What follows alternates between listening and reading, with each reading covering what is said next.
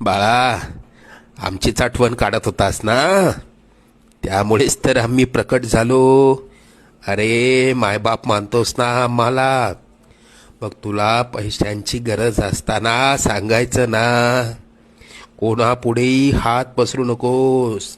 लोक 2-4 हजारांची मदत करतीलही, पण तुझ्या मागे सर्वांना तुझी मजबुरी हसत सांगतील. आता तुला कोणापुढे हात पसरण्याची वेळच येणार नाही.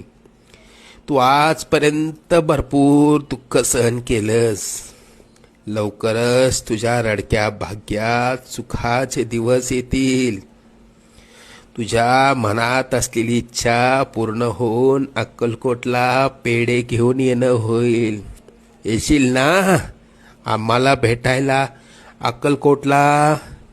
सगळं मनासारखं होईल.